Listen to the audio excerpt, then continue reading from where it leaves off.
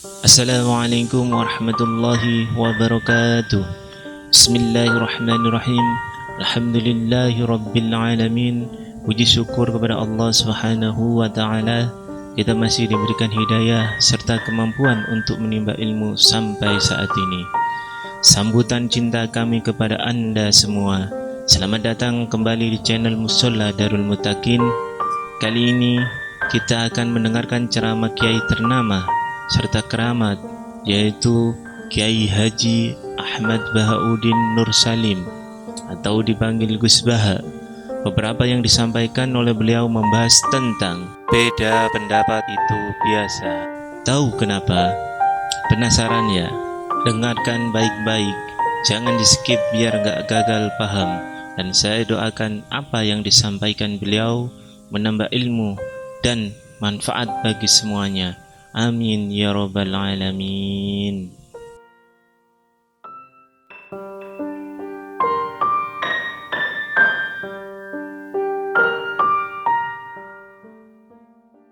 Assalamualaikum warahmatullahi wabarakatuh. Saya sama nak terang lagi swarga niku yes pokoke swarga. Ora usah bayang mlebu swarga. Dimulai saniki. Ketika terjadi kiamat niku tak khuduhum wa Khisimun. Jadi manusia itu takdir itu seneng tukaran. Karena tadi sengketa yang mari tukaran, pendapat baik yang masih nyari yang terbaik, sama-sama kebenaran nyari yang paling benar. Karena manusia itu dari awal kurang penggawean. Jadi barang apik cek diperdebatno dengan yang luwih napa apik. Sehingga bayangannya pangeran itu sok ben nak kiamat kapan saja terjadi, wong lagi sibuk poro padu, lagi sibuk gegeran. Wes mesti. Karena tadi manusia niku pun watak dasare niku konflik. Ya tadi misalnya pengurus masjid, bahkan mungkin organisasi perdamaian itu pas rapat ya tukaran. Padahal organisasi ini perdamaian. Ya tapi pas rapat, lalu solusinya apa? Solusinya begini sih, tok debat gini, padahal organisasi perdamaian, tapi ya tetap tukaran, asal cek manusia itu tukaran. Uniknya lagi manusia itu kalau ingin damai juga harus punya alat untuk tukaran. Nah orang ya tidak. Lalu kalau nanti ngaji kitab dalam salah satu kitab ada makalah gini. Idza aradta as-sulha fasta'id dalil harbi. Kalau kamu ingin damai, maka siapkan alat perang sebanyak mungkin. Karena logikanya gini ya, kalau misalnya ada bajingan atau penjahat, dia punya bom, punya pedang, terus kamu sebagai orang soleh tidak punya apa-apa, bisa nggak bergening perdamaian? Kan nggak bisa. Mereka terpaksa damai karena kamu punya senjata yang imbang. Jadi kalau misalnya kamu punya nuklir terus kayak gak punya apa-apa, ayo damai wae. Kamu kan rugi damai. Wong tak bom kena kok damai barengan gitu. Makanya kamu harus punya senjata yang imbang. Makanya dalam tafsir-tafsir itu diterangkan, ketika Allah menyuruh kita wa'iddu lahum mastata'tum min quwwatin wa min ribatil khaili turhibuna bi aduwwa. Kamu umat Islam harus menyediakan alat perang sebanyak mungkin. Itu bukan berarti Allah menyuruh umat Islam perang terus buatan. Dalam keadaan dunia yang banyak gesekan seperti ini, orang itu bisa damai justru kalau sama-sama punya senjata. Dan itu teori itu dipakai seluruh dunia. Segamane cara sing didelok wong akeh sing ora jare. Misalnya Amerika kan terkenal dikjaya, Korea Utara dan dirgani Amerika itu gawe senjata sebanyak-banyaknya. Ya sudah seperti itu sudah teori yang dikatakan Quran. Mata dolim itu nak ora diimbangi ya mesti yang satu diinjek. Makanya dalam fikih Islam itu lucu. Fikih rodok jorok tapi gelem ra gelem kayak kudu setuju. Nek cara fikih kayak dibujuk ayu celek. Nek ra gelem mbok kumpuli ra wajib mbok nafakoi. Dadi kono iso ngancam gak buka dhuwit ra tak kei. Ajane rodok jorok fikih. Itu cara fikih memang gitu. Perempuan itu tidak wajib melayani suaminya jika tidak dikasih nafkah. Lucunya fikih yang merovokasi sing lanang. Dan wong lanang ra wajib nafkahi nek ora digawe iku wis ora usah terangno iku opo. Jadi fikih itu karena ngikuti teori umum. Makanya Mbak Mun itu fikih kata beliau itu, aku fikih ini ra cocok. Aku mau omah tapi dagangan perkara itu. Tapi memang secara prosedur fikih gitu. Mana wong kere-kere itu pancen wis ora entuk jatah kelon karena ra iso nafkahi gitu. Itu cara fikih. Memang seperti itu. Karena kere kok pola, napa? Kere kok pola. Kalau nak kere kudu ganteng. Jadi orang entuk jatah sing wedok sing seneng lah itu ijek entuk jatah, tapi nek wis kere elek. Ya wis nelongso perkarane memang. Jadi karena seorang istri wajib melayani suaminya jika tidak kodak nafkahi. Bahkan menurut fikih Islam itu boleh rafa. Jadi oleh rafani hakim. Hakim suami saya kere itu boleh. Dan itu bisa diceraikan oleh siapa? Hakim. Jadi rafa. Karena tadi manusia itu ya khisimun di mental konflik. Dan mental konflik itu tidak dihilangkan Allah sama sekali kecuali nanti setelah di surga. Makanya Allah ngendikan apa wa naza'na ma fi sudurihim min ghillin. Jadi sifat dengki, sifat hasud itu dihilangkan nanti setelah di surga. Hanya di dunia itu antar wong soleh ya mesti hasud. Mana ada sing ora soleh, sing soleh wae kudu hasud. Ya senine ngono. Waktu Indonesia ini rebutan dari presiden iku geger, rebutan masjid geger. Bahkan rebutan ngeklaim nak sholatnya paling sah, torekoe paling bener itu ya geger. Padahal yang ngerti otoritas itu yang pangeran, tapi manusia tetap menang kalah, geger. Besok sak PT udah seneng dalan ya geger. Kalau sering pak besok balapan itu kadang bisa nopo sak PT, sak PO.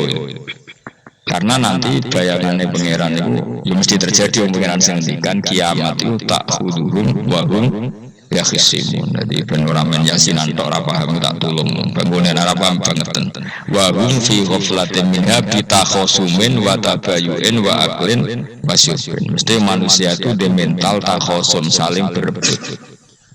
Makanya cita-citanya Sayyidina Ali dawuh Sayyidina Ali ana awaluman yadsu bena yadayi rahmanil khusumah dari Sayyidina Ali. Saya nanti pertama ketemu pangeran itu akan melaporkan musuh-musuh saya. Cita-citanya ini. Aku lah itu rencana.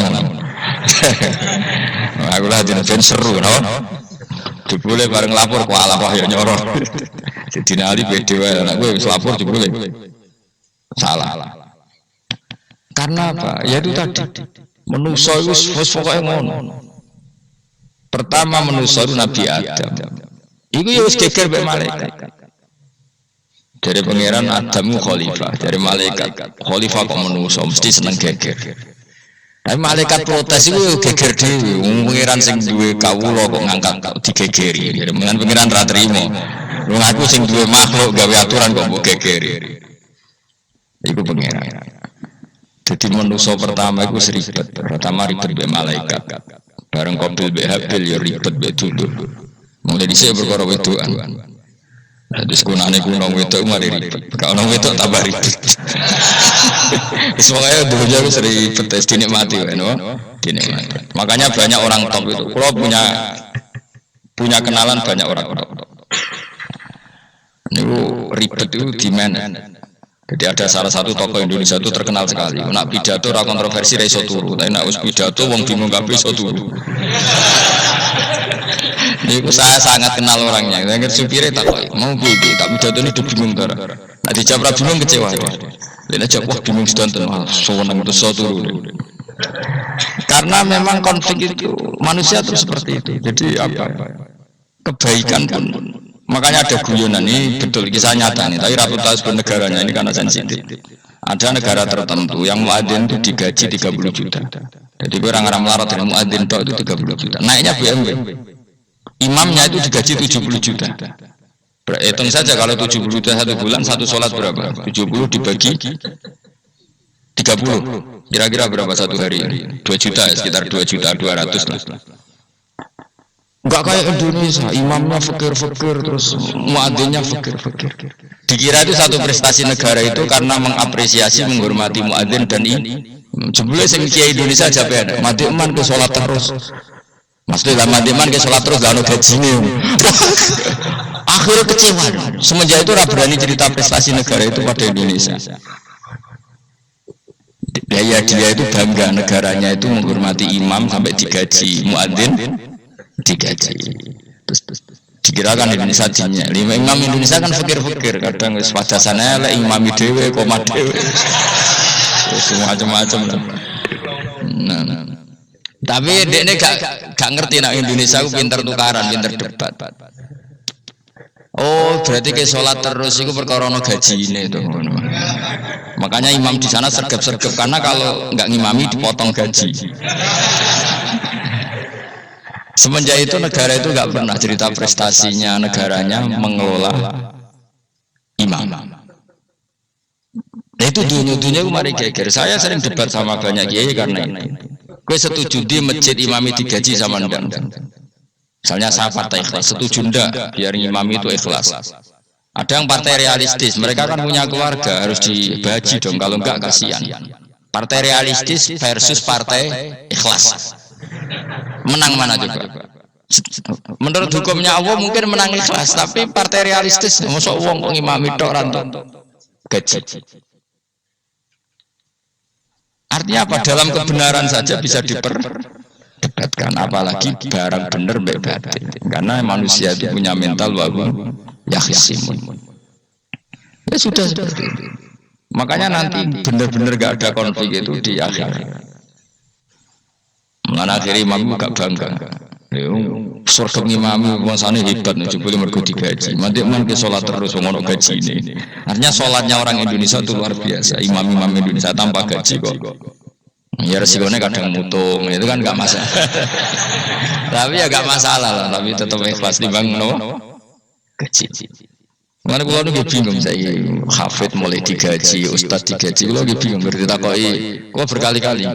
Beberapa pemprov kan ingin mengapresiasi hafid dapat insentif terus ustadz. Wah gerita kok jenengan termasuk setuju apa enggak? Muni setuju kok pendidik uang kedunya. Muni ras setuju hafid betul duit kok ora oleh. Aku mending ini. Wong alim ora iso mikir dunya ngono aja.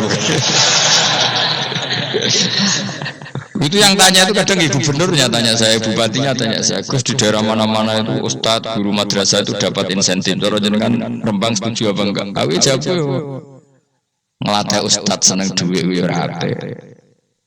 Nentang ustadz untuk rezeki yo ora apik.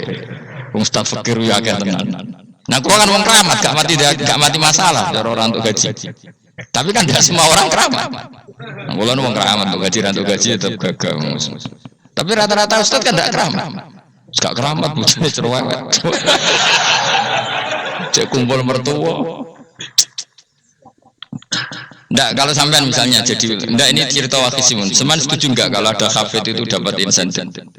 Ayo ngaco. Setuju ora? Loh, setuju gak apa? Terus gue senang hafid itu di mental materialistik.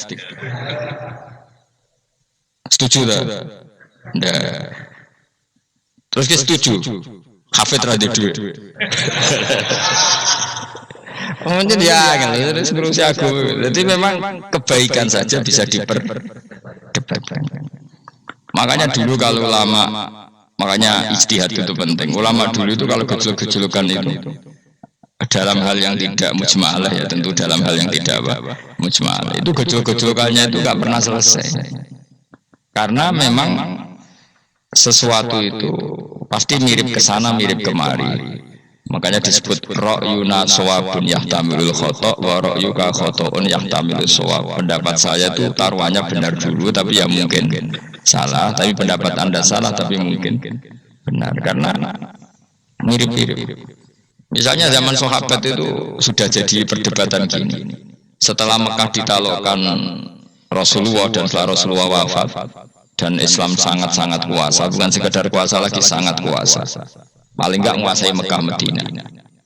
Itu perdebatannya gini. Kita keluar Medina apa enggak?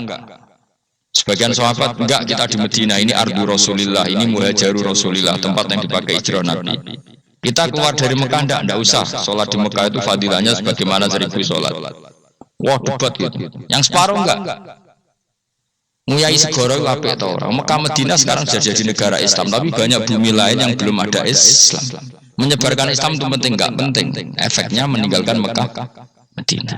Hanya separuh sahabat yang meninggalkan Mekah Madinah. Mimbainihim itu orang-orang keren kayak Sayyidina Ali. Sayyidina Ali akhirnya Sakan al-Kufah. Dia hidup di mana? Kufah. Abu Darda hidup di Syam. Salman al-Farisi hidup di Palestina. Karena dia milih pendapat kok nguyai segoro, semua sampai harus ditinggal. Akhirnya menyebarkan Islam kemana-mana. Termasuk barokahnya madzhab itu ada yang ke Cina, terus terdampar di Selat Malaka, terus ada yang ke Aceh. Makanya banyak yang berpendapat Islam masuk Indonesia ya era apa sahabat. Tapi kalau ditanya, bagaimana hukumnya meninggalkan Mekah Madinah? Ya buruk, negara sebaik itu kok ditinggalkan. Tapi bagaimana hukumnya membiarkan bumi lain tanpa dai? Ya buruk. Terus kayak jawabnya, jadi dalam kebaikan saja ada perdebatan. Kayak gue yang misalnya, dia hukumnya dolan mbek kanca traktir ya apik. Piye hukume nraktir konco nganggo jatah belanjane bojo. Elek. Akhirnya jare wong lanang-lanang ngono dhewe wis ono jatah bojo to jatah konco. Karena dhuwitmu cukup nak ora. Ya itu udah semua manusia itu wakum ya khisimun. Makanya sampean kalau beda pendapat itu sing biasa wae. Coba wong saiki beda pendapat geger. Beda pendapat itu sudah fitrah. Enggak mungkin. Kita ada beda pendapat itu enggak mungkin. Di kampung-kampung kalau ada masjid speaker di mana-mana saya sering ditanya, wadah yang bagus, kandani nak adzan coba banter-banter, ngerameni tonggo. Nak niat sholat terus adzan nak isteko. Sing sitok, yo ora kudu banter ben siah. Sing sitok. Mau sedemen dipisoi tok, mergo sing ora seneng malah mau misoi tok, sing wis seneng tambah adzan pun yo. Tambah adzan rame-rame maksudnya wis. Salat ke milih ini. Dulu tuh perdebatannya gitu. Abu Bakar nak wiridan yang masjid itu wirih banget, selirih-lirihnya.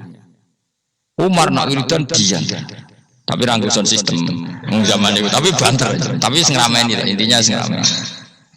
Ketika Abu Bakar ditanya, Rasulullah ya Abu Bakrin, kenapa kamu melirihkan suara? Jadi saya itu malu sama Allah. Dia itu zat maha mendengar. Jadi saya mengeraskan suara itu malu. Kayak pangeran butuh suara keras saya. Umar ditanya, kenapa kamu terlalu keras? Umar jawabannya sederhana, betul-betul ngantuk. Makanya nggak ada satupun ulama yang mengatakan Umar itu afdhalu min Abi Bakar. Kok jawabannya itu kadang sederhana banget. Malahnya ijma' ahli sunnah Abu Bakar afdhalu min Umar. Kok nak jawabannya kok beneran ngantuk. Padahal jawaban Abu Bakar, kalau nu izin kalian pangeran yang maha mendengar kok banter-banter.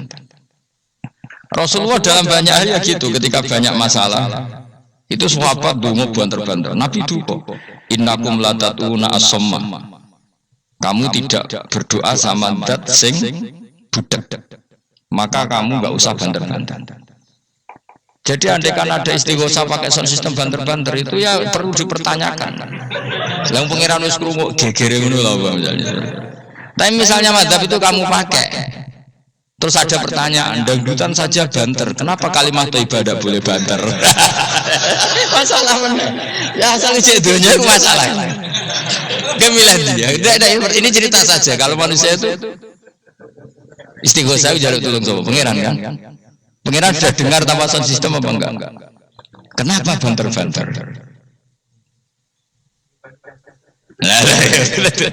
Tapi kalau tadi dibalik dangdutan saja banter-banter, kenapa kalimat thayyibah tidak boleh banter-banter? Jadi manusia itu memang potensinya itu ya khisimun dalam kebaikan saja. Jibril kurang kondangi itu buantai malaikat-malaikat yang masyhur itu. Siapa yang enggak ngerti Nabi Ibrahim? Nabi Ibrahim itu nabi keren. Diobong ning geni ambek Namrud. Jibril datang. Saya utusan Tuhanmu, melihat kamu mau dibakar simpati. Nah, terus piye jari Nabi Ibrahim? Yo nak aku tolong tak tolong. Ndak saya tidak minta tolong sama kamu. Mungkin aku bodoh makhluk.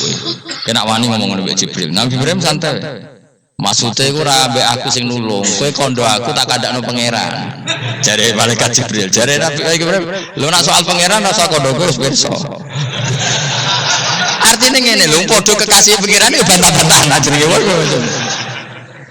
Nah ngono nang partai politik ora men geger. Mana anak partai politik geger biasa, Jibril geger Nabi biasa. Mana ke sebenarnya takoi mungkar nangkir kutuan ben seru napa? Takoi marah buka, kulo guru TPQ. Ngenyek wong guru TPQ jadi takoi marah buka. Sing mulang niku kulo. Sampean ra tau mulang malah takok. Jelas. Itu masyhur itu, termasuk keramatnya Imam Malik itu gitu. Dia itu punya teman guru madrasah. Neng akhirat dicetakoki mungkin nakir marbuka. Malaikat Malik matur pengiran Gusti. Malaikat jinan kandhani dia ambek guru tauhid itu takoki marbuka. Akhirnya pengiran dia nyalano malaikat yo sing jenis niku coba takoki. Lucu tuh guru tauhid itu takoki. Sesuai kajian Nabi bisa takoki waman Nabi juga. Salah perkara. Kajian Nabi Muhammad terus takoki waman. Iya takoki Nabi malah takoki waman Nabi. Makanya menurut pendapatnya ulama-ulama itu pertanyaan mungkar nakir itu tidak bisa digeneralisir. Tidak semua orang mengalami itu. Saya tidak punya rencana untuk mengalami pertanyaan itu. Karena pasti bila-bila. Nah, agar wong ngono Kanjeng Nabi kena bisa. Terus Kanjeng Nabi apa kena pertanyaan waman Nabi juga. Kan ora kebayang. Makanya masyhur itu. Sama lihat di kitab Nurul Dolam karangannya Syekh Nawawi Al-Bantani itu sarahnya apa itu Aqidatul Awam. Yang Nurul Dolam yang sarahnya apa? Aqidatul Awam. Itu dikarang Syekh Nawawi. Itu diantara keramatnya siapa itu? Sayyidina Umar. Sayyidina Ali itu pernah minta ya Allah beri saya kasaf mukasafah. Mau kepengen roh meletene Umar zaman ning dunya geruwong disentai. Jajal dekne iku hubungane piye mbek mungkar nakir. Wani gak nyentak mungkar nakir. Mergo pikirane Sayyidina Ali Umar itu ning dunya kenangane yang geruwong tau disentak Umar. Jake wani gak nyentak sinten? Mungkar nakir. Minta sama Allah supaya ngalami kasaf itu ya mukasafah lah, mukasafah tahu alam gaib. Itu di dunia wali biasa, akhirnya tahu bang tenang. Di dunia wali itu biasa dan itu pasti mustajab. Mukasafah, Mas Umar mati kabundut tunggu nih, minta kasaf, tawanan. Umar tangi turu, tangi ke kuburan di Sewante. Mungkin akhir teko dengan wajah yang sangat mengerikan. Mesti dinali ini tidak no wajahnya itu kal kidril goli kaya ombreng sing nyala. Wes seru. Wajah dinali kalah iki yo rasane iki yo. Ternyata apa? Buar mukan akhir baca kono Umar nguwatek. Kamu tahu ngedapi siapa kamu? Saya ini teman dekatnya kekasihnya Allah. Dan ini nggak ada alam kancane. Kamu tahu saya ini siapa? Ana sohibu habibillah. Saya ini temannya kekasihnya Allah. Bukan akhir mulai mikir waduh di piye. Orang minta wes tidak sih. Ini bisa kamu pakai nanti ada. Biar aku, aku biasa gue jalanan ngalor itu. Sebenarnya cari makanan, ayo jajal woco. Ya repot. Siapa ya? Kan gue wotok, orang kan woco. Kan mau gue wotok. Akhir mungkar nakir nangis nih pengiran. Nangis Gusti, selama ini saya biasa nyentak, kenapa sekarang malah dibentak? Gitu. Terus kata Allah, ya sing sopan sithik iku konco. Semenjak iku mungkar nakir itu punya aturan. Ya ngene aturane, aja prosedur nemen-nemen wae nek ketemu kekasihku aja garang nemen-nemen. Semenjak iku sudah ada ndak segarang itu. Sayyidina Ali intine terus ternyata konsisten. Maksudnya Umar itu ning akhirat pun masih main sentak. Ya baguslah konsisten maksudnya apa? Bagus. Karena tadi manusia itu punya mental wahum ya khisimun. Itu enggak bisa, sudah di perdebatan kebaikan. Makanya rapat keluarga apa? Masih niate silaturahim tetap dolan ning dulur niate silaturahim bareng dulure rapati perhatian. Dolan adu-adu rapati rahab. Gremeng padahal niate silaturahim. Itu ada organisasi perdamaian kira-kira di internalnya banyak konflik. Banyak, padahal jenenge organisasi perdamaian. Coba itu bom-bom dari Amerika atau mana itu kalau ngebom negara tertentu kan karena negara ini apartheid atau apa. Tapi untuk damai juga melewati apa? Bom dulu. Untuk memaksa satu negara gak perang dia dipaksa dengan alat perang. Coba Indonesia dijajah Jepang tuh mau pulang karena dipaksa sekutu. Jadi untuk damai saja dipaksa dengan alat perang itu dunia. Betapa ada idealnya dunia untuk damai saja harus perang.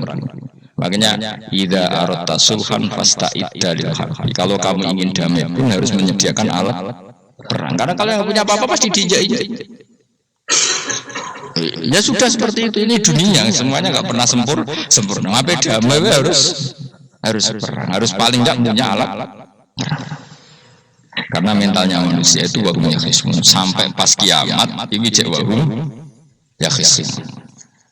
Makanya ya sudah seperti itu.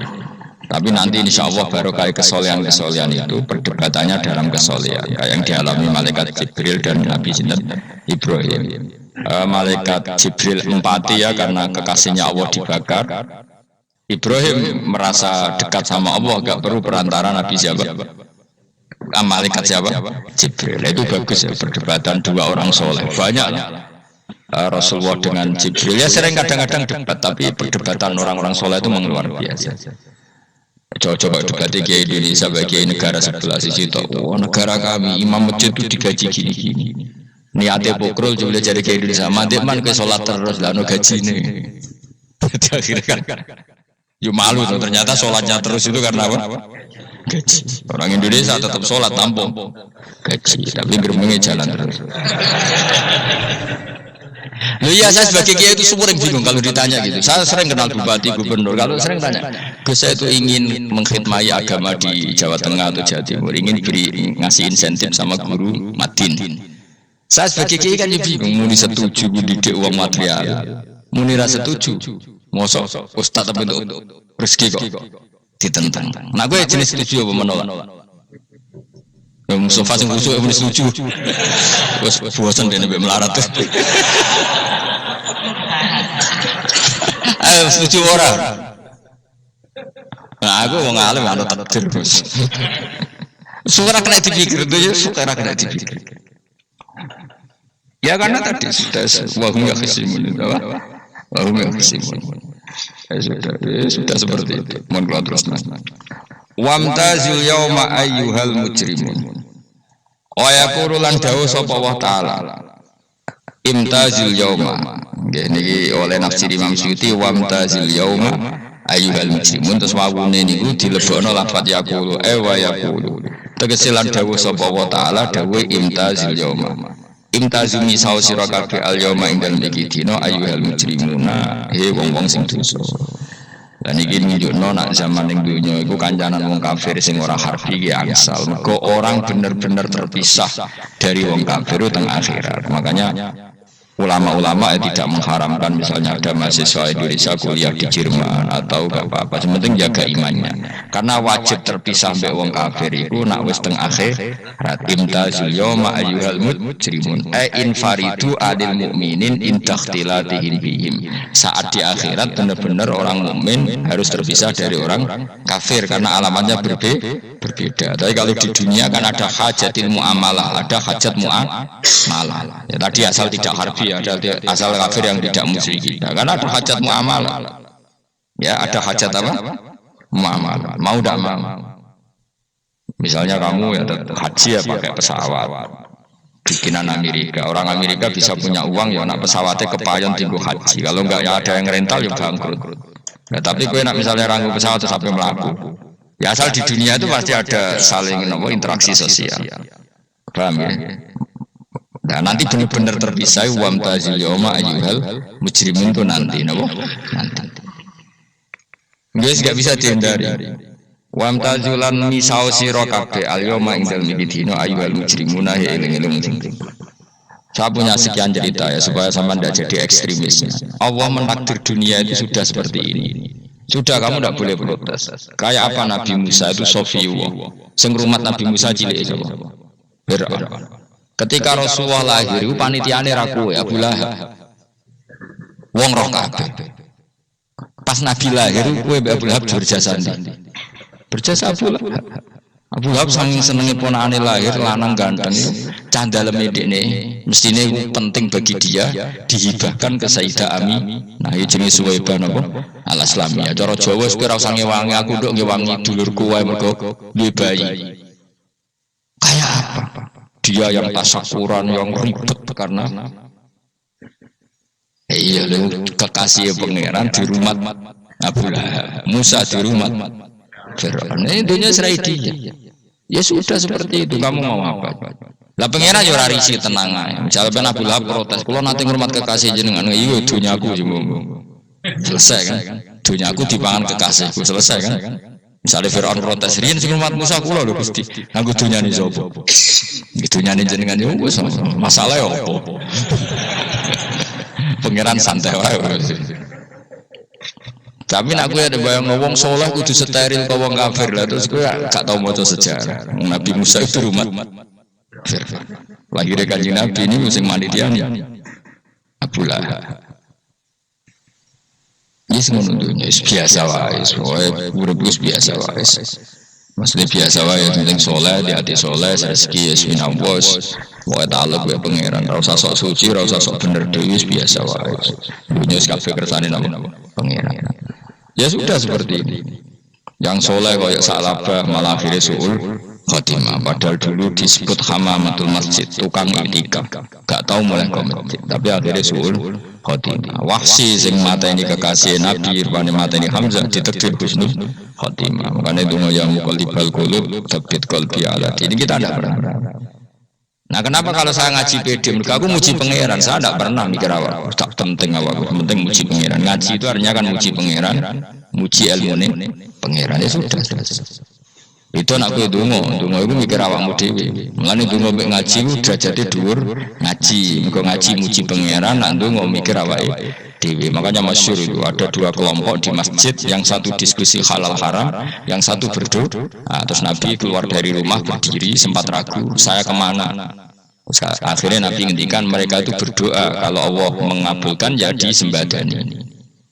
Tapi mereka belajar halal haram, itu perintahnya Allah, saya sebagai Nabi. Terus akhirnya Nabi gabung kelompok yang belajar halal haram.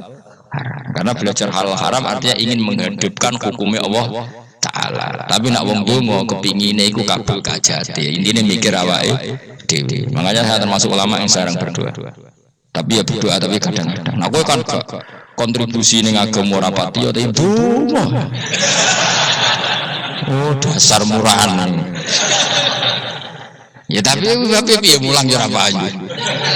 Jadi kadang-kadang kalau dibantah, lah jenengan mulangi payu Gus. Lah kula ora payu, bunga-bunga ngono. Ya tapi aku ngerti pangeran ra bakal nyembadani barno ora Gus. Pangeran ya wis paling wis dikai sithik ngono cukup. Kalau termasuk orang yang enggak setuju ya kalau orang sholawatan terus berlebihan tapi khidmah ini Nabi kurang. Maksudnya gini loh, sholawatan berlebihan. Redaksi sholawat tentang Nabi itu kecil, bukan sholawat jumlahnya enggak. Redaksi tentang Nabi itu kecil, sementara tentang keinginannya itu saya tidak suka. Saya suka sholawatan itu ya yang nyifati Nabi banyak, kemudian keinginannya kecil, itu bagus. Kayak Ihya itu, kayak Ihya Abdul Hasan Asadili itu. Kalau dongo itu jaluk swidik paling baris paling terakhir. Misalnya gini, nahmaduka ya man wa huwa la ilaha illa anta ar-rahmanur rahim, itu langsung in sampai nyifati Allah itu 99. Buar ngono nganti berkuras-kuras. Lagi terakhir mau jaluk dongo sithik. Nah kowe kan enggak. Muni muji Allah mau basa-basi tok. Alhamdulillah rabbil alamin wassalatu wassalamu ala Muhammadin. Monggo syarat tok. Baru ke Allahumma inna nas'aluka nganti telung lare. Telung halaman. Tapi pas muji pangeran, alhamdulillah rabbil alamin wassalatu wassalamu ala Muhammadin.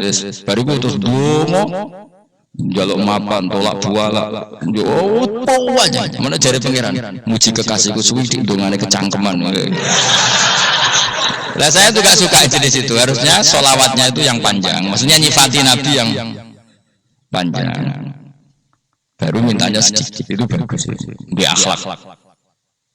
Makanya saya diantara sholawat yang senang itu sholawatnya Habib Ali Al-Habsyi yang arang Sindudura. Kalau beliau baca sholawat itu sholatan yattasilu biha ruhul musolli alaihi bi fayam basitu fi qalbi sirru nuri ta'alluqi bi wa hubbi wa yuktabu biha bi inayatillahi ta'ala fi hisbi. Jadi dia baca sholawat itu, ya Allah berikan sholawat kepada kekasihmu Muhammad.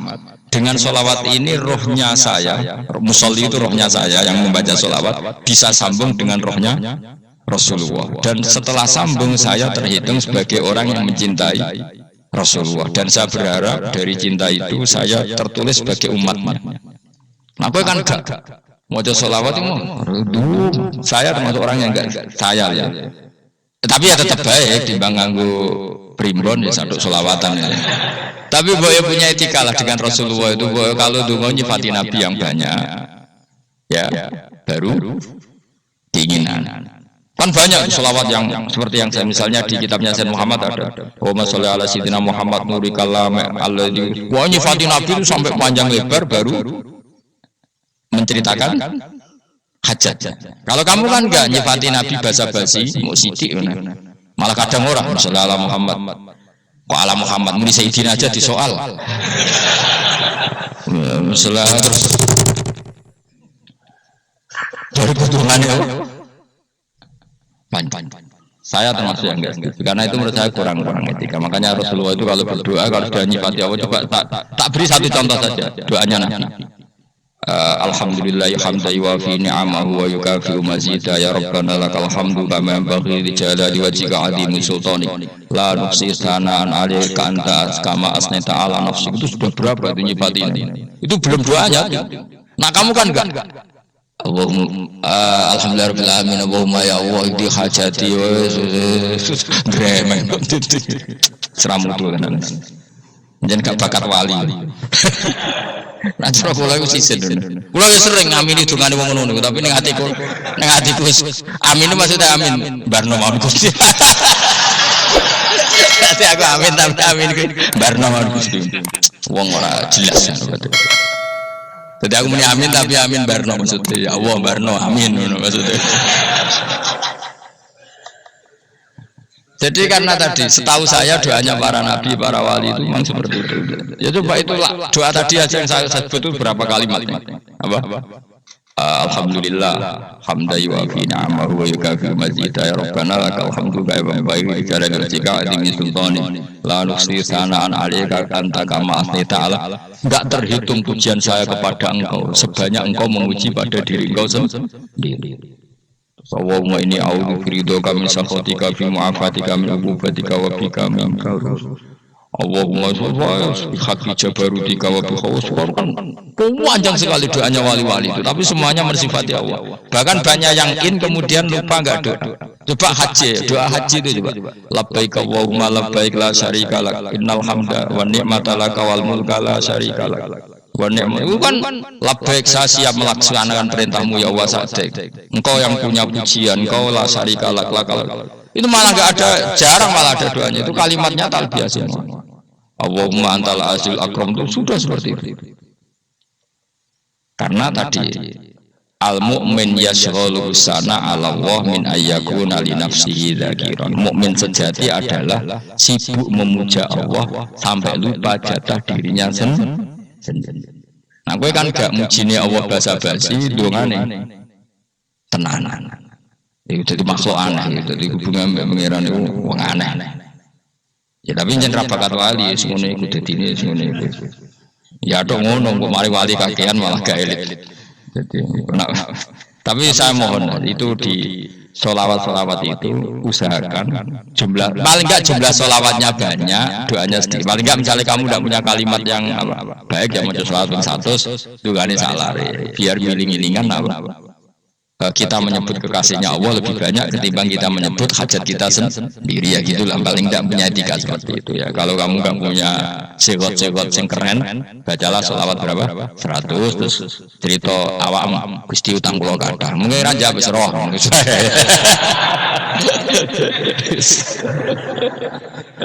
Tapi kan kita menyebut kekasihnya sampai 100, nyebut utang bisa. No cowok nyebut kekasih bisa, nyebut utangnya berarti ini gimana ditakoki pangeran gue nyebut kekasihmu biro pisan nyebut utang 100 dasar rayu utang ya saya termasuk orang yang gak setuju tadi. Jadi kalau redaksi sholawat cari yang mujinya Nabi lebih apa? Lebih baik. Nah, karena itu nanti lebih diridhoi Allah Ta'ala. Coba Allah sendiri kalau nyebut nabinya itu hitung saja.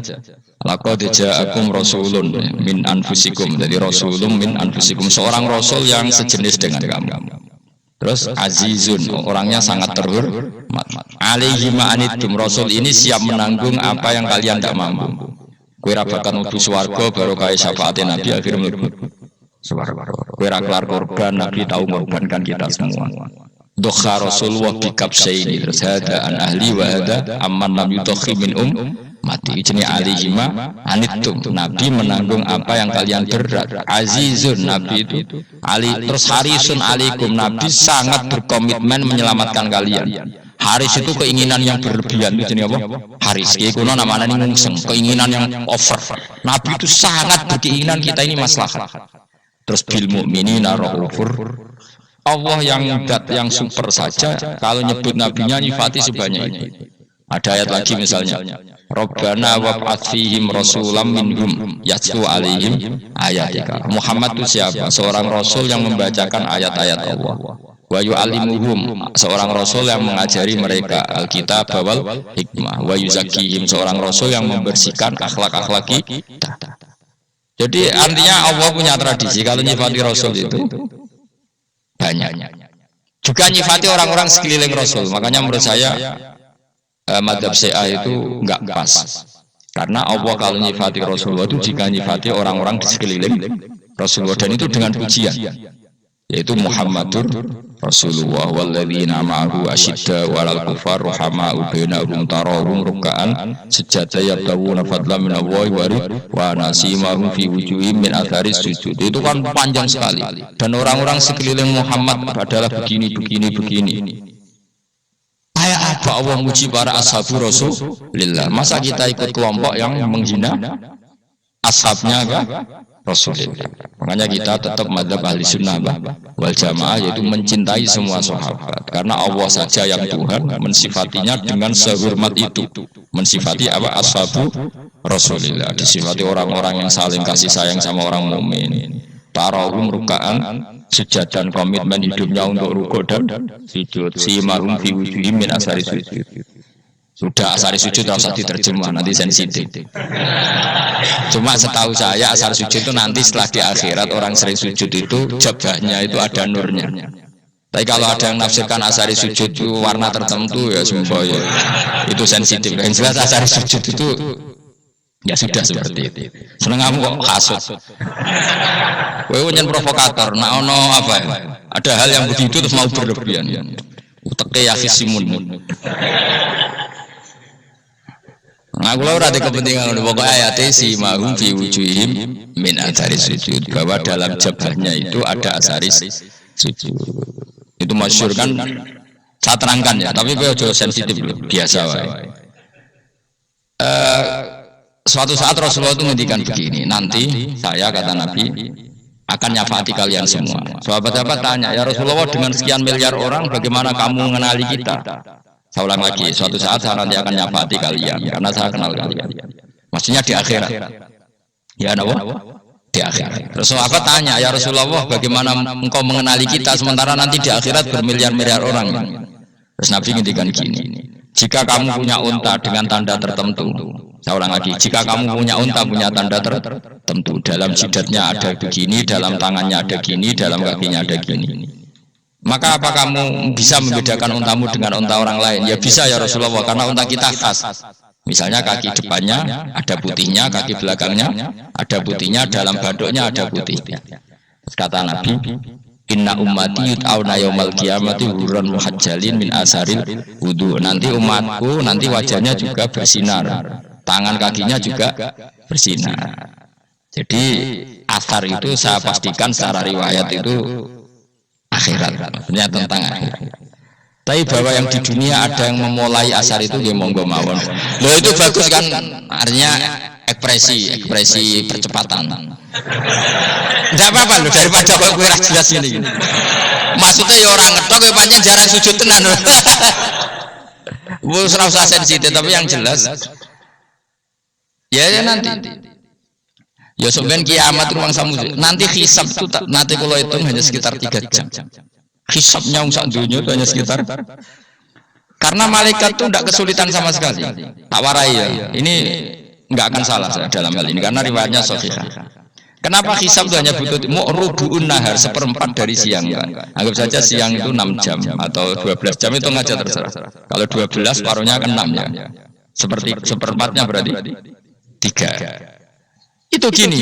Jadi nanti di mahsyar itu kan yauma tabyaddu wujuh wa taswaddu wujuh. Sudah yang kafir itu kelap, hilang. Wajahnya, tubuhnya semuanya gelap. Yang mukmin itu semuanya terang. Jadi sudah yang tabyaddu wujuh wa taswaddu wujuh otomatis terus nyingkang. Terus pergerakannya itu delala yang tabyaddu wujuh itu ke kanan, yang taswaddu wujuh ke kiri.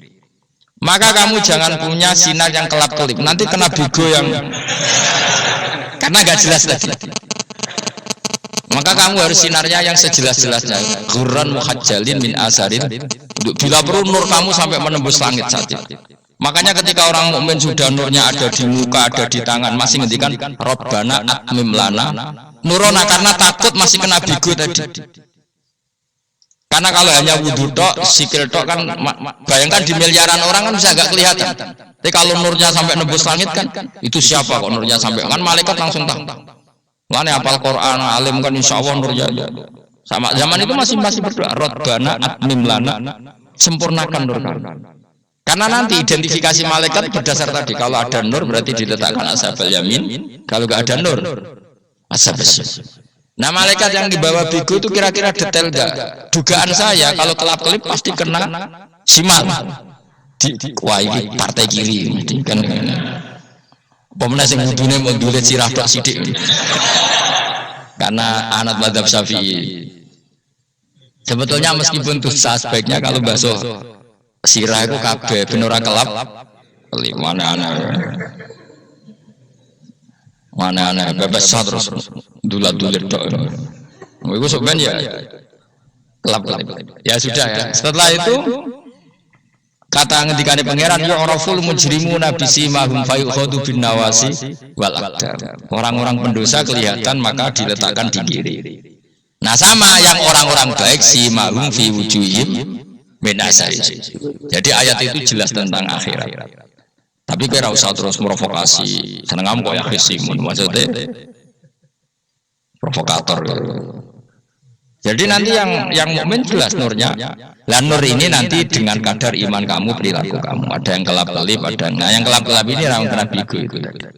Nanti setelah kena bigo ikut ashabus simal, yang kelap-kelip disortir lagi malaikat yang bagian detail kan ada nanti. Nah ini terus ditubir neraka. Yang kafir benar-benar neraka, yang ini ditubir neraka. Nah, itu nanti ini yang ngelok Kanjeng Nabi digoleki iya itu.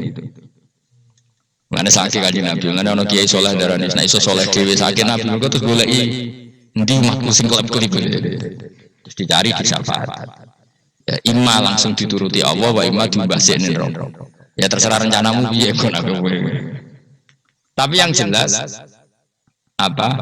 Kiamat itu cepat sekali karena tadi ada identifikasi tadi. Makanya hanya cukup 3 jam karena tadi yang jelek kelihatan jelek, yang baik kelihatan baik. Makanya cepat. Ya oraful mujrimuna bisimahum, orang pendosa dikenali lewat alamatnya yaitu taswaddu apa? Wujuh. Kalau orang baik dikenali lewat tabyaddu wujuh. Nah terus setelah nyingkir ini ngono tak warai kiamat. Setelah nyingkir itu faduri babenahum bisuril lahu bab. Setelah tersingkir tadi terus lalu ada pintu penghalang, pintu pemisah. Nah pintu pemisah tadi yang sisi kanan langsung jadi surga, yang sisi kiri jadi neraka. Itu disebut fadui babainahum bisurillah batinu fi rahmatu wa dhahiru min qibalihil adab. Yang pintu arah kanan otomatis wilayah surga, yang pintu kiri otomatis wilayah neraka. Nah problemnya ketika penutupan pintu itu yang kelap-kelip itu katut kemana ini yang makanya kamu jangan malak partai yang apa kelap-kelip yang nggak jelas itu koalisi kemana. Kalau partai besar kan iso nyalon presiden, partai kecil kan ikut mana ini kan sing sak isore 1%, 2% ini kan repot. Loh, coba misalnya nur kamu 2%, berarti gelap kamu kan 98%. Kira-kira malaikat mengkategorikan kemana coba? Ayo jawab. Gelap. Loh, kok ada semangat, padahal itu bagian dari kamu. Kalau satu tubuh itu sinarnya hanya 2%, kira-kira kategorinya itu partai gelap, partai terang. Kok ada semangat, berarti kegaruk kemana? Kiri. Tapi bisa saja malaikat cara berpikir gini, tapi kok ada cahayanya ya? Padahal kata Allah, yang bercahaya ashabul yamin. Kan nggak ada bilang cahaya terang. Bisa saja malaikat alhamdulillah berpikir begitu. Ya nanti kita rayu saja supaya berpikir ini kan yang penting ada cahaya. Kan Allah tidak bilang terang apa kelap-kelip. Ya mungkin saja asal ada cahaya dikategorikan lahu nur, punya apa? Nur. Tapi yang jelas saat itu pun yang sudah punya cahaya masih berdoa Rabbana atsmim lana nuruna, ya Allah saya mohon sekali nur-nur kami sempurna. Jadi ini saya bantu teman-teman yang hafid-hafid supaya tahu maknanya ya. Dan yang nggak hafid ya dengar ya. Kalau nur itu penting. Makanya Nabi itu kayak apa? Nabi itu orang super itu kalau ngendikan wa matal min fawqi nuran wa min tahti nuran wa an yamini nuran wa an simali nuran, sampai terakhir Nabi masih mendoa untuk dirinya waj'alli nuran, dan semua tubuh saya jadi nur. Saya Nabi sudah gitu, ya Allah jadikan sisi depanku nur, belakang kami nur, kanan nur, kiri nur, terakhir itu waj'alni nuron, dan doa semoga semua tubuh saya jadi itu termasuk doa yang sering saya baca. Karena saya takut kelap-kelip tadi, ini bahaya ini kalau malaikat. Saya tidak tahu cara berpikir malaikat tadi, apa ngitung 98% maka dikategorikan apa? Gelap, apa dihitung nurnya saja? Wong instruksinya Allah kan yang ada nur ashabul yamin. Meskipun kelap-kelip kan punya nur. Saya tidak tahu nanti ikut 2% ikut mana kalau di partai koalisi? Ya ikut yang menang biasanya, ikut yang apa? Ya paham ya, makanya saya mohon kalau wudhu itu usahakan sempurna, terutama wudhu sholat. Kalau nggak wudhu sholat itu sebaiknya nggak sempurna, supaya ada bedanya wudhu sholat sama wudhu tidak sholat. Rasulullah itu masyhur gitu ya. Rasulullah itu kadang tawad doa wudhuan khafifan, wudhu yang sederhana, yaitu hanya sekali-sekali dan tidak sempurna. Ketika ditanya as-sholat ya Rasulullah tidak. Misalnya saya habis makan mau tidur biasanya ya wudhu, tapi tentu tidak perlu sesempurna kayak wudhu sholat, biar ada bedanya. Rasulullah juga gitu, beberapa kali beliau wudhu tapi tidak sesempurna wudhunya untuk sholat. Masyhur itu di riwayat tawaddu wudhuan khafifan duna wudhuihi lis sholat. Tapi kalau wudhu untuk sholat asbaghal wudhu, menyempurnakan wudhu. Jadi supaya ada bedanya wudhu sholat dan wudhu tidak sholat. Saya gak wong sore ngaji podo kabeh. Abu Bakar ya gitu, ono poso sunat kok nyediakno buka dimarahin. Istrinya pernah nyediakan buka beliau untuk puasa sunat. Itu embernya dipecahi Pak Abu Bakar. Ditanya, kenapa gitu? Apakah kamu akan menyaingi Ramadan? Jadi gak boleh memperlakukan puasa sunat kayak Ramadan. Ya biasa saja kalau puasa sunat wah buka kolak opo. Ramadannya ya iri tuh, ini gimana kok saya disaingi ini. Jadi kabeh itu ada proporsinya, ada apa? Makanya megang Quran ya wudhu, megang wudhu. Nah kabeh gitaran terus wudhu, pengiran tersinggung. Iya kok menjaga gitar wudhu. Jadi nggak boleh kebaikan disaingi itu juga nggak boleh. Bapak gue sergap wudhu sampai nyekel gitar. Quran tersinggung, wah semen ini buka sumber kan. Malaikat panitia kan ya tersinggung. Kabeh itu kan ada proporsinya, apa? Ada proporsi. Itu hebatnya Rasulullah. Jadi kalau beliau wudhu, bahkan wudhu itu wudhu di sholat sama tidak sholat itu, misalnya sholat sunat itu kamu mampu ngadeg boleh nggak duduk? Boleh. Kalau sholat fardu nggak boleh, biar ada bedanya. Fardu itu spesial, nggak boleh, harus berdiri. Kalau sunat pun harus berdiri. Fardu tersinggung, iya sunat kok nyanyi aku kan gitu. Ya, makanya sholat fardu wajib berdiri ya. Sholat sunat boleh duduk meskipun mampu ya. Nggak boleh sama, sholat sunat pun harus berdiri, berarti ada sunat menyaingi fardu ya, jelas ya. Jadi aturan main itu harus jelas, nggak boleh. Makanya Abu Bakar itu nggak mau kalau ada orang puasa sunat kemudian apa? Abdul bin Mas'ud lebih parah, dia itu tukang nyuwepeng orang yang selalu sholat duha. Makanya saya itu duha itu jarang karena takut kena sweepingnya sama Abdul bin Mas'ud. Itu ada orang khusyuk tiap hari duha di sweeping sama dia. Apakah kamu menjadikan sholat ini jadi fardu kok mbok lakoni bendino? Awas nang lakoni bendino. Di era akhir duha dilakoni bendino. Perkara ini butuh duit. Itu kalau zaman Abdul Mas'ud kena sweeping apa? Karena berarti menandingi far. Yes, biar usah anut ilmu bahaya itu sensitif. Cuma ini kan ilmu tetap tak utarakan. Biar kamu tahu, nggak boleh fardu disaingi itu nggak. Coba kan banyak ketentuannya tadi. Contoh paling gampang itu apa? Kalau sholat fardu boleh, nggak boleh apa? Duduk. Sholat sunat boleh duduk. Sholat sunat boleh di kendaraan sesuai jalannya kendaraan. Ayat nama tawajjah di rohilah. Kalau sholat fardu, kalau kamu naik unta harus turun untuk memastikan di kiblat. Jadi banyak sholat sunat kamu dalam keadaan najis sudah tidak boleh dilakukan. Kalau sholat fardu, karena saking pentingnya fardu meskipun dalam keadaan najis tidak menemukan alat sesuci harus tetap sholat. Jenenge sholat dihormatil waktu karena nggak boleh fardu ditinggalkan. Meskipun nanti harus karena nggak boleh mengalahkan fardu meskipun itu oleh najis. Jadi misalnya kamu pergi hanya bawa satu celana, kemudian di terminal atau apa kena najis, kena uyah sampean misalnya, kamu harus tetap wudu dan sholat, karena nggak boleh fardu ditinggalkan. Meskipun nanti harus karena sholat kamu tidak sempurna. Dalam keadaan celana kamu najis boleh nggak sholat sunat? Nggak boleh, karena kalau fardu itu darurat memang sesuatu yang harus maka dilakukan. Tapi kalau kamu dalam keadaan nggak suci nggak boleh melakukan sholat apa? Sunnah. Karena fardu itu spesial apa? Spesial. Bukan terus nanya. Wamtazil yauma ayyuhal mujrimun. Ya, jadi orang mujrimun harus terpisah dari orang apa? Mukmin. Dan yang keharusan itu ketika di surga. Tapi kalau di dunia ya boleh muamalah boleh. Ya muamalah yang halal maksudnya. Infaridu tegese misal sira kabeh ana mukminin sing pira-pira mukmin indah tilatihim nalikane campure kufar utawa al mujrimin biye kenyiklan al mukminin to rujuke balik mboten apa maksudnya rujuke dua balik ya sami indah tilatihim mukminin biye al kufar to kufar sing mukminin alam ahad ilaikum ya bani adam alam ahad ana ta ora merentano ingsun ilaikum maring sira kabeh amurkum tegese ana ta ora merentano ingsun kum ing sira kabeh ya bani adam ya bani adam ala lisani rusuli ing atase lisane para utusan-utusan ingsun. Bukankah saya telah merintahkan kamu wahai bani Adam Allah ta'budu setan. Yen ora menghamba sira kabeh setan ing setan. Ngendikane pangeran kowe cek kanut setan cek nemen. Bukankah sudah saya perintahkan kamu tidak boleh diperbudak napa setan. Maknane latuti tegese aja taat sira kabeh ing setan. Inna usah temne setan laku maring sira kabeh aduun musuh mubinun kang jelas. Bayyinul adawati banget musuhan. Lah wong setan musuhmu kok malah mbok nut bocah kok sarap ngono. Karwan musuh kok di anut ya pangeran mergo Allah wali fid dunya wal akhirah. Wa ani buduni lan yen to nyembah sira kabeh ni ingsun.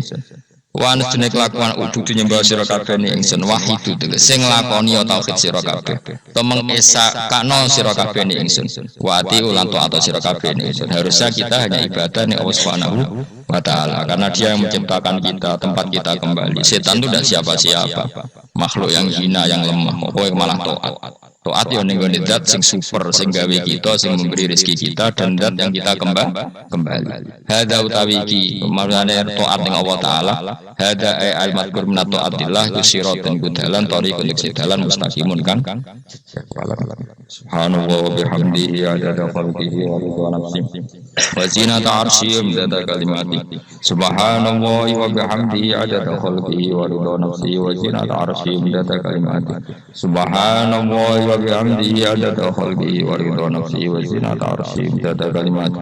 Subhanallah wa bihamdihi adada khalqihi wa ridha nafsihi wa zinata arsyih adada kalimati.